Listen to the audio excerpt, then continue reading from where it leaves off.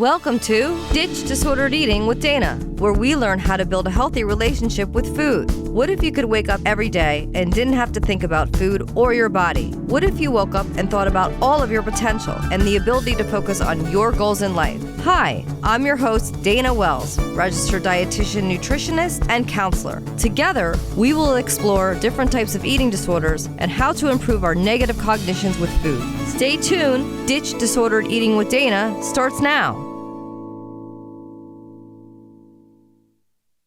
Hi, and welcome back to Ditch Disordered Eating with Dana. I am your host, registered dietitian and licensed professional counselor, Dana Wells. And I'm here today again with my colleague and good friend, Greta O'Donnell, and she'll be co-hosting the show for us. And we have an exciting show today. We're going to be talking about severe and enduring anorexia and women over 50.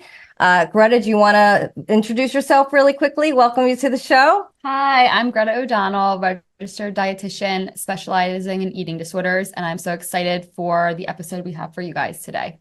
Yeah, so our last episode, we talked specifically about anorexia nervosa and, some traits and, the struggles that individuals have with anorexia nervosa. And we talked about some statistics. And one of the ones that we talked about is that according to the International Journal of Eating Disorders, as much as 15% of women over 50 engage in disordered eating behaviors. And many of them are confronted with eating disorders for the first time in their 30s and 40s. So, we had talked about how a lot of individuals feel that anorexia nervosa and other eating disorders are a kind of a young person's issue.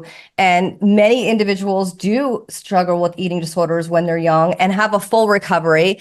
And then there are some individuals that struggle with eating disorders all their life, and they go in and out of, different types of recovery. And when we say recovery in eating disorders, it's tricky, right? Because with an eating disorder, sometimes you're going to continue to have some traits throughout your life.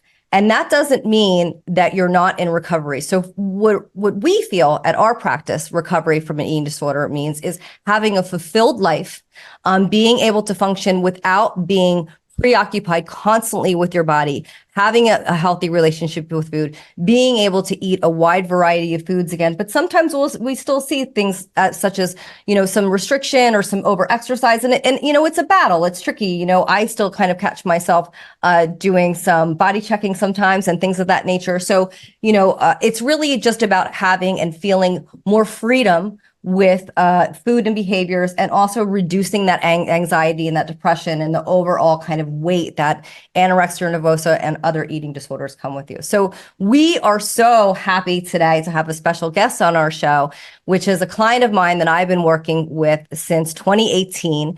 And she is someone, in my practice that is over 50. And has struggled with an eating disorder for quite a long time in her life. Her name is Maggie. And Maggie, we want to welcome you. Thank you so much for being here and joining us on our show. Well, thank you, Dana. And I'm glad to be here. I'm happy to be here and to share my story. Yeah, so Maggie has decided to rename, to be part of our show, but she's just going to be on and she's calling in.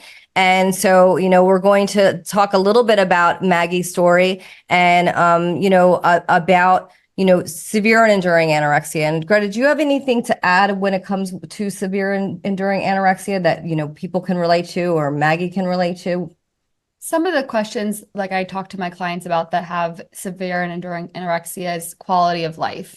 How can we create like a life for you that still gives you what you need, and you might still be kind of holding on to some of the traits or characteristics of anorexia, but in a way that is not necessarily like super detrimental. So there's a kind of this like fine line, and some people believe that there shouldn't be this existence of severe enduring anorexia, but we disagree with that. Harm reduction and if whatever works for clients, we will meet them where they're at to give them the best, situation life that they can have. Yeah. And when we talk about harm reduction, specifically, that's about, allowing clients to be able to do the things that they want and be able to engage in some of the things that they still want to do, but, reducing harm with that. And I think, Maggie, we worked a lot on this with you. I think one of the big things for you is over exercising, right? Mhm. Which we all, have engaged in at one point or another sometimes when with anorexia nervosa. So,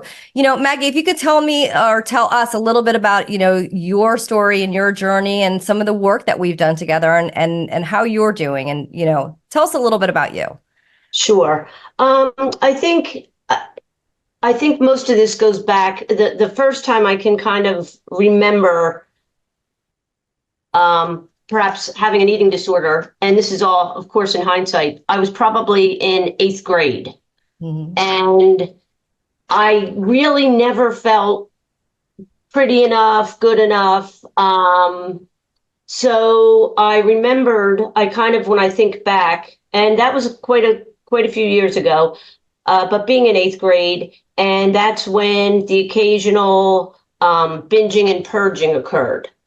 And I could go into the whole story, but that's a pretty long, involved story. But if I fast track through my life, I think even going through high school and college, then drinking became involved. And I was constantly binging and purging at different times throughout my whole high school and college career. And still, when I think back, still having that kind of feeling like not being good enough, but also feeling that, well, once I do this, whatever that was, whatever it meant, if I accomplished this goal or if I got my hair cut, well, then that'll be enough.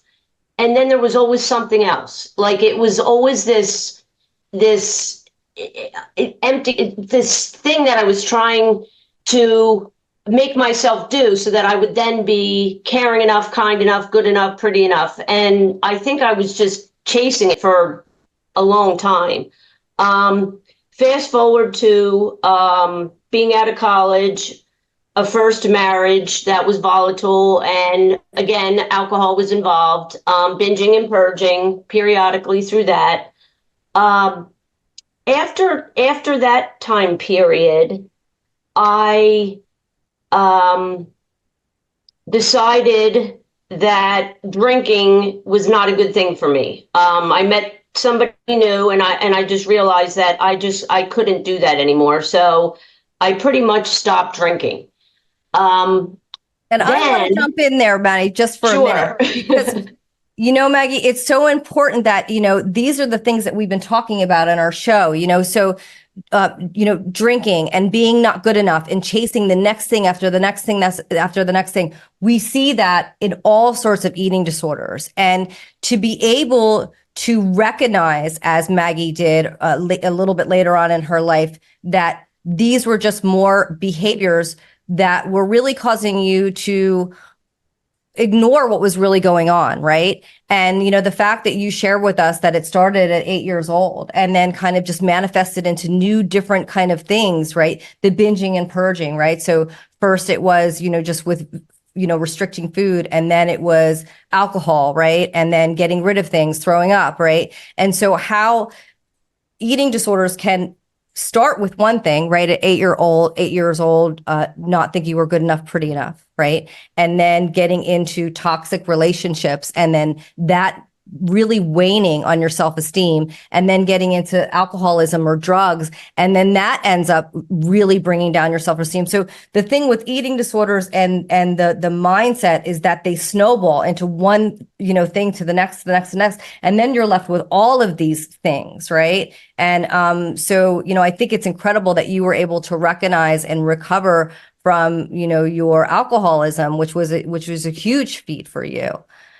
And so, I just wanted to, make sure that there are going to be other people that can relate to that out there. So Maggie, thank you so much for sharing that with us. So yeah, carry on. I just wanted to jump in, and did you have anything else that you wanted to add to that, Greta? I think that was spot on. That Yeah. was, a really good observation to make. Yeah. So if you are struggling with any of that, or you can relate to that, and you can see that those might be subsets into your eating disorder, that's a really good place to start, just getting help for whatever it is that's causing you pain and discomfort currently at any age.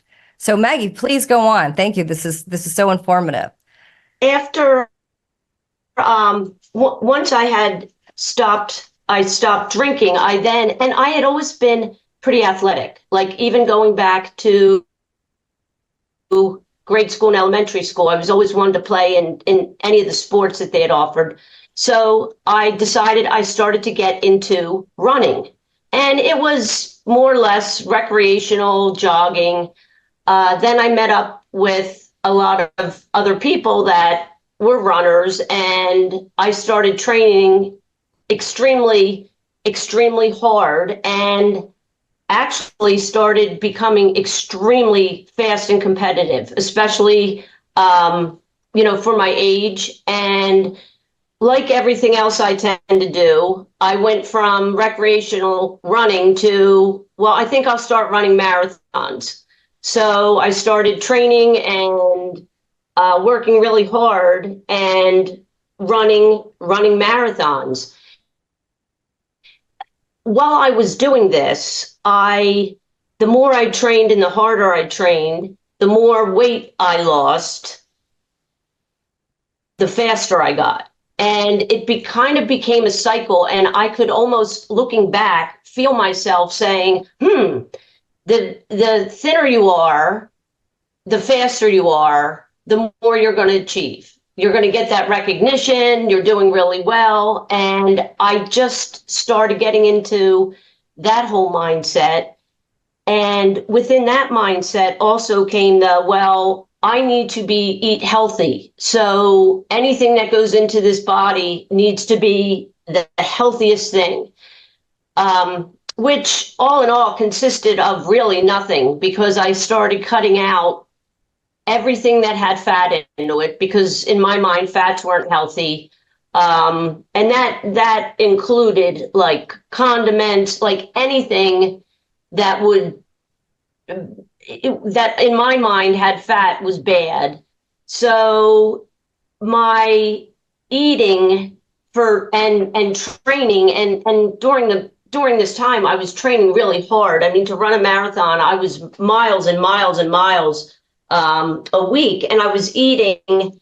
I would eat a decent portion side of nothing, if that makes sense. Yeah. So in other words, it would be, okay, I'll have a huge big salad, but not put any dressing on it that has fat in it, or sprinkle it, it just plain chicken. I would go out to restaurants and order just whatever I ordered, just put nothing on it, like just nothing, plain. But I kept running, and during this time, friends and family and people were like, "You're getting pretty thin." But in my mind, well, I'll gain all this back when I stop training. I'm training. I'm doing this. I have this under control. I had it all under control. Yeah, and so I know we're coming up on a break, but yes, having it under control, and I think that's the thing, is the more that you feel that you are in control, the more out of control you are, right? So for you weren't able to, after a while, go to restaurants. When we met, right, you really couldn't eat anything. Like you said, you had a lot of nothing. And I think it's important for individuals to recognize that, you have this huge plate of food, and you're either they're playing with it, or they're not eating it at all, or it has no sustenance. I mean, sure, fruits and vegetables have, antioxidants and things, but particularly vegetables don't have any carbohydrates. They don't have any protein, right? So yeah, we're going to talk a little bit more about that, and how, as you can see, how things got more and more restrictive. Exercise goes up, nutrition goes down, and then you're in this place where, all you can think about is, the next run, right? Or the next marathon. Mm-hmm. And so we're going to talk a little bit about that on the next break, and after the break, and we'll go from there.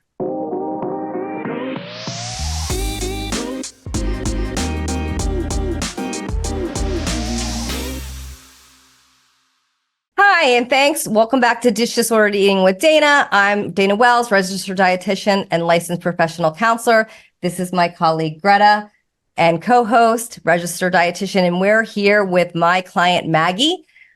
Before the break, she was talking a little bit about her journey with her anorexia nervosa and how it's, she's had this on and off since she was 8 years old. And you're going to continue to share some great information and a little bit more about your story. So Maggie, have at it. Okay. I think where I had left off prior to the break was I was training hard and running for marathons and becoming more and more restrictive with my food intake. And I had mentioned that several of my friends and family were becoming concerned as far as my weight loss was concerned. And it wasn't just the weight loss. I was feeling dizzy at times. I couldn't really hold a conversation very long with people. I was losing focus. And at that time, I decided, actually, a friend of mine, a yoga instructor, had mentioned to me that she thought I would be a good candidate for yoga teacher training. So I started getting into yoga teacher training. And while I was doing that, I was also training for marathons. So again, this was just yet another activity that I was doing. And at this point, comments made by some of the yoga instructors really hit home. A couple of them, one of them being, "Maggie, what are you running from?" And I thought, I don't know what that means. Another one was one of the instructors who I know had been struggling with bulimia had said to me, "Well, you realize that over-exercising is a form of purging." And again, I was like, oh, well, I didn't think that was me, but I remembered sitting at a traffic light one day on my way home, and I just got this feeling like I just don't want to do this anymore. As the saying goes, you're sick and tired of being sick and tired. I was like, I never really feel good. I don't have energy.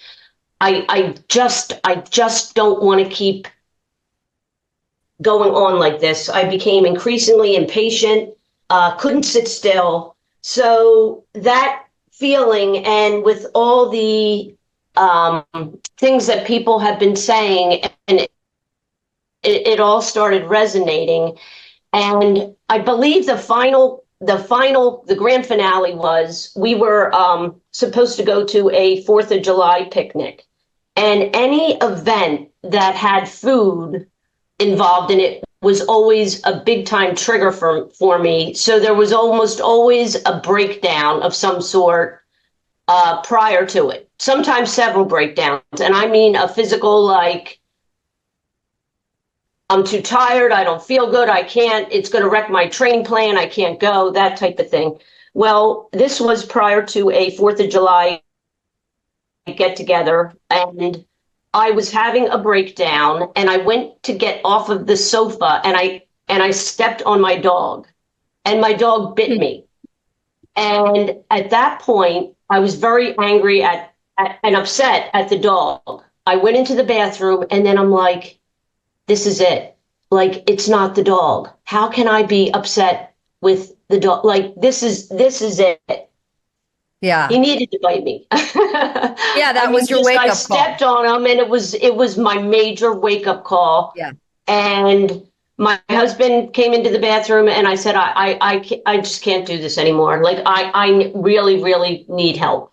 I need help. And it was probably one of the next days that I found Dana. Yes. Yes. You came into the office and told me about the dog story. And yeah, I think that it's so significant what you just shared, in that you got sick and tired of being sick and tired. And there were all these people making, little comments, or what are you running from? That's a great one. We all managed to find out, and we talked about this on our other show, making sure that you get a licensed professional counselor, because the eating disorder isn't just about, the weight. It's about so many other things. And Maggie, I also want to point out that during this time, you were also working full time, right? Mm-hmm. And so it's amazing what individuals can accomplish while they're in their eating disorder. So, often they'll say, well, I don't have a problem. Like, I'm going to work and I'm running marathons and I'm getting this yoga, certification training. But in the background, having breakdowns because you're going to a picnic and food is overwhelming, right? Not being able to go to a grocery store, or not being able to go out to dinner with your husband or have a romantic time because you're worried about the food on the menu. All of these things are where we see a tip from disordered eating into an eating disorder. And it gets to the point where, as Maggie, you so greatly, eloquently said, you're just so exhausted and so tired, and you say, I can't take it anymore. And that's at the other extreme. If you are struggling with any of these things on even a lighter scale, whether it's being preoccupied about going to dinner with friends or your husband, or going to a party, that is a disordered eating, type of wake up call. Do you have anything to add for that, Greta? Yeah, I think that's just such a great story for you to tell, Maggie, because it does happen like that. Like, our body, we get used to things. This is how I feel. A lot of my clients say, well, I feel fine. And they look back and they're like, I did not feel fine. Like, I was just like cruise control. So it's really like, you have that moment and it's like, I need help, and admitting to that, like, is the best thing you can do. And here you are today. And so wonderful to see that transformation. Yeah. And, I remember when you came in the office the first time, and you were kind of there for sort of everybody else a little bit. You were very anxious, if you remember, right?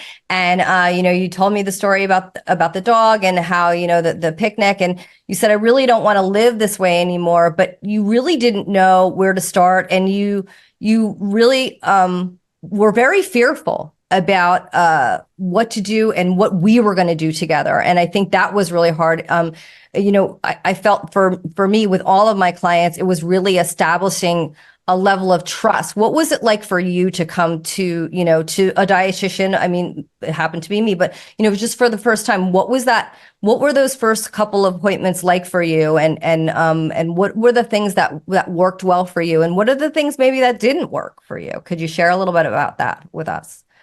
Well, I think you did hit it on the head, that for me at that point, first of all, I feel that my version of the eating disorder was extremely isolating. So, and I thought I was pretty good at keeping my life balanced. I have to laugh now because I don't even know how I was able to handle, what I was doing at the time. So it's very isolating. I was really, really, scrounging for control of something. And I really needed to trust whomever I went with for help, because I think part of me said, I'm just going to do this and then I'll be able to get control of myself again. It's just going to be like, kind of go in. I don't know if they're going to be able to help me. But if not, I went and I saw somebody, so I can say I went for help, even though I wasn't even sure if I really needed it. I just knew that I couldn't go on doing what I was doing. So I guess fear, because I really feel that fear is the bottom line to a lot of things. I think I was fearful. I was afraid that I was going to go in and be told, well, what are you thinking? What are you doing? You're too thin. You need to do this. You need to do that. And I probably would have ran out of the office at that point, because I couldn't think. I had deprived myself nutritionally for so long. I just don't know. So I believe going in there and just telling a little bit of my story, and whatever happened during that first session, Dana, it had been enough to make me decide that I needed to go back. Meaning I wasn't afraid. I didn't feel that you were just going to tell me, because I kind of knew what I was supposed to do. I just couldn't do it. Mm-hmm. And I didn't want to hear it at the time either, because I was trying to maintain a healthy lifestyle, and I thought that's what I was doing. So I just, I just don't know. I connected. I knew that you understood and that I could tell you what I was doing and how I felt and not be judged. And that's probably one of the biggest things. Yeah, I think that non-judgment is really important. And to speak to that, it is true. Clients come to us and sometimes they don't remember the first couple of sessions because they are so malnourished and so afraid, and they are trying to prove someone something to a loved one.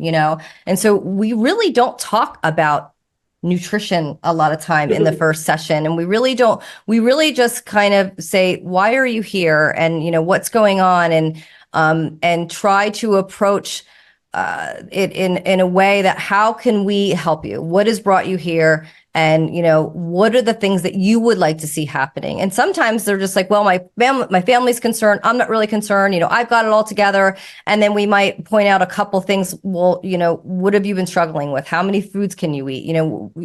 The story that you told us about not being able to go to a picnic. So really trying to help the client identify why they're sick and tired and where the fear is from, and be able to meet them where they're at and support them. So it's important that when you do go see a healthcare professional, that you make sure that you have an aligned relationship with them. And if they don't, help you feel comfortable, to make sure that you find someone that does, because I think the relationship that you build with your team and the trust that you build with your team is the most important. And so it's important that, not everybody connects with me, not everybody connects with Greta. So you want to find someone that you really connect with. And Maggie and I had a very special connection from the very beginning. And, she's done a lot of hard work. We're gonna talk about all of the hard work you did and some of the trials and tribulations after this next break.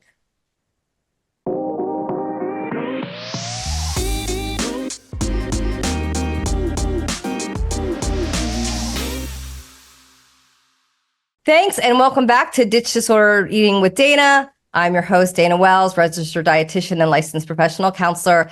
And this is Greta, my colleague and co-host, registered dietitian. And we are here talking with my long-term client, Maggie. And before the break, we were talking a little bit about trust and how you have to have trust in, your team, including your dietitian, your therapist, your doctor, and what have you.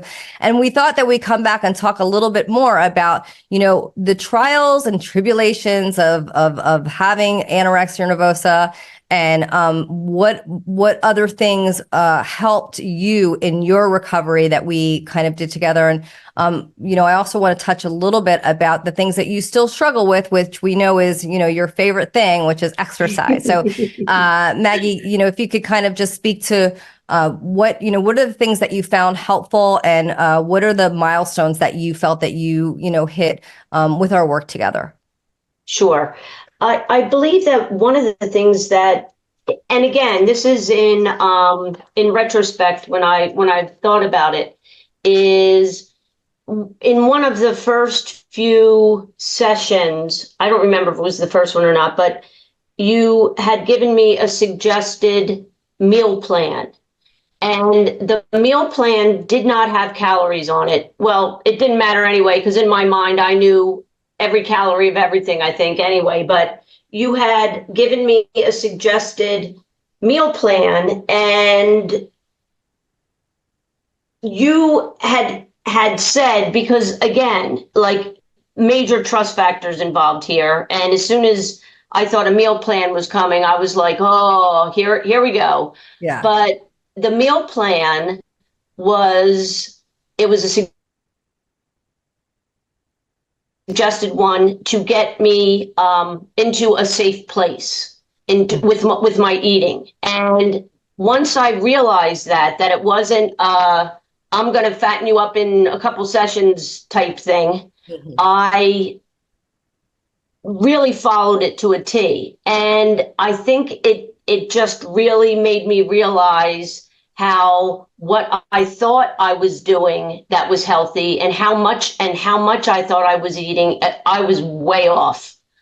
That I started to realize that I really wasn't even maintaining enough I, to go about, I think, a normal day, taking out of the equation marathon training and everything else that I was doing. So I think the meal plan really worked. It really helped me out because I would go in, you would talk to me about it, you would ask me how I feel, and then I started writing down like the training, the exercise, and you would tweak it and explain why you were suggesting, and it was always the suggesting, why you were suggesting I do this and that, and it really, I think, helped me out. It wasn't all a bed of roses, mind you. I mean, there were times when I would look at it and I would be angry and resentful, and it's like, this is too much. But again, the trust factor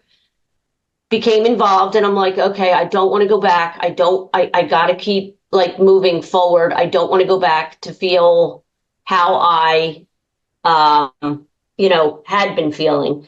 Yeah, and I think to speak to that, not to interrupt you, Maggie, but just so clients can relate, that is the hardest part, because especially someone like you were still running every day, because this is the thing.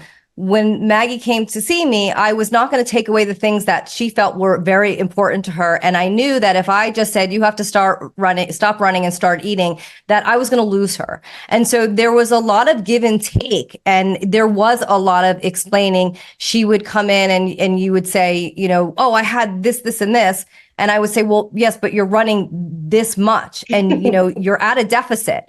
And, it was interesting because as I started educating you, and as you started, I remember you came in one day and you said, I ate that piece of fruit and that one piece of bread, and I actually, I think my run was better. And you were so convinced that the less amount of food that you had, that the better you were running, which you even talked about in the beginning. And then when you start to tweak and turn and realize like, oh, I'm a little bit less anxious. Oh, I'm a little bit stronger. I think that trust, continues to build. But every session, it was like, okay, let's talk about what carbohydrates do for you, right? Let's talk about, why you need a little bit more protein and how you need to build muscle. And it can be uncomfortable, when you're going through what we kind of call like a weight restoration process. And so it does take a lot of patience. And some weeks were good and some weeks were bad. And some weeks, Maggie, you were very angry at me, and that's okay. That's a good relationship when, a client can come in and be mad.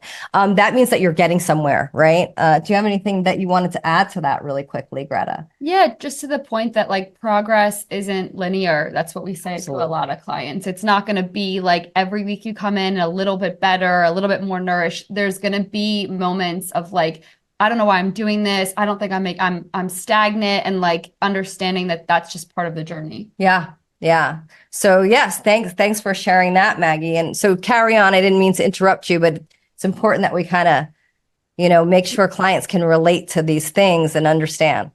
I totally agree that healing is messy, and there were definitely a lot of times where, and there still are, that I'll get upset or I'll get angry, but I'm also like, it's okay, because I don't want to go back into the same space that I was in a long time ago, because I think that there was indeed a lot of avoidance and running from things. And at least now, sometimes it's not easy to face things, but it's a heck of a lot cleaner and easier than running from it. So I think, recovery, it's an ongoing process. And sometimes, I look back and I go, whoa, I'm just so happy where I'm at. Yeah, I'm happy where I'm at. I'm grateful for the help that I've received. I'm grateful that I got to the point where I realized you cannot do this alone. As much as my eating disorder mind wants to tell me that I can control it and I can handle it and I can do it alone, and you can't. So I think one of the major aspects of seeing Dana was she helped fill my toolbox. And, my toolbox, I've got a long list of things that I can do when I start to feel, I feel kind of triggered or tweaked.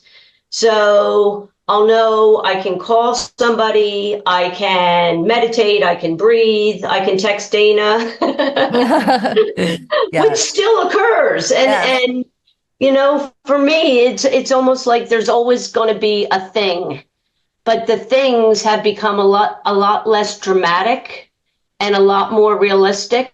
And when I am going through something that's becoming a thing, I have a much fuller toolbox thanks to Dana and having support and being able to being willing to accept help. Yeah, for So, sure. Yeah, and I think it's important that that toolbox is what you get through, guidance and therapy and help. And I know, Maggie, you attended a lot of groups, and you reach out to all sorts of things. And overall, Maggie, you are in recovery. You have, maintained, a place where you feel good for quite some time now. And it probably took us about 3 years, maybe longer, I think, to get you to the place where you were feeling stable and okay in your body. But despite that, there's still some ongoing struggles for you. I mean, I think the big thing for you is, you really love your exercise and your working out, and we've never taken away that from you. And we've been able to make it so it wasn't so obsessive and compulsive, but you still had a struggle. I think it was 2 or 3 years ago, you got an injury, and, and a lot of our clients, they teeter on this fine line of, this is where I'm going to stay, Dana. I'm not going to go too up, but I'm not going to go too down. And then, what happened was you started to plummet a little bit because your body had an injury and it needs to recover. And even in that, it took some time to say, okay, Maggie, your body needs more protein. You have to trust that you're not going to like gain in this process, but you need to give your body a little bit more for the healing process. And it was hard because you were angry that you felt your body was giving out, and you were upset that you had to take in a little bit more and lost a little bit of ground. But you also, took it like a champ too, right? And so there's still a struggle here and there with that. Would you agree?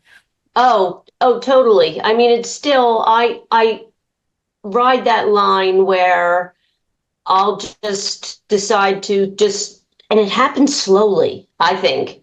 Then all of a sudden I'm like, I'm amping it up again. Yes. So if I'm injured with running, which has usually been the case, I tend to always go back to that. And then as soon as I start amping it up again, another injury happens. So I'll stop running for a while, I'll say.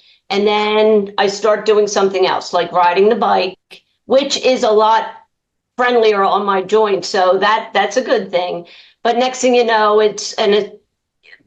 I'll start riding, and then I'll go, oh well, you know what? I did pretty good. This feels good. Then the next day, then the miles and the time, and next thing you know, Dana's like, so how's that movement going? I'm going, well, I'm up there again, so I have to kind of try to pull back. Another thing that you really helped me with too was rest days. Mm-hmm. Because Yes. I didn't really give myself any rest days. And even the rest days when I first started seeing you, and to this day, I still have to be mindful of rest days doesn't mean, well, then you don't, run 10 miles, you only run 6. That's really not what your body is asking for. It's asking for recovery, for rest, for refueling. And so you really helped me a lot with that. And that's always give and take still to this day. It's Absolutely. Yeah. A huge push and pull, right? And so my kind of famous line is, doing nothing is doing something. And so Maggie would say, well, it was a barter. Well, what if I do just, I swim and I ride the bike and I just do restorative yoga, and I say, no, meditation. sitting, Right. just being with yourself. And I think it's hard for individuals with eating disorders to sit with their own brains, because it's always like, oh, what's next? What's happening? And so it's important to recognize. I always say, eating disorders, there's always like this little window, and they're trying to open it, and all of a sudden, the window's open, and now you have French doors. And so, there was always a conversation with Maggie about your movement and being able to really call you out, and you saying, well, I know I kind of started running, and I said, well, did your doctor say you could run? And so being able to have that trust again, but also, for you to really recognize that, maybe I'm overdoing it again. And so that's a constant battle, I think, for many individuals with eating disorders, to be able to stay on top of being diligent. So it's important that you don't, say, oh, I'm recovery, and, just blow off your whole team. I mean, Maggie and I, we continue to meet, monthly. And we were, during when you were working, a little bit harder, it was every other month. And so we've come in and out of times where we're not meeting as often, but you should always be connected to your care team. Would you agree with that, Greta?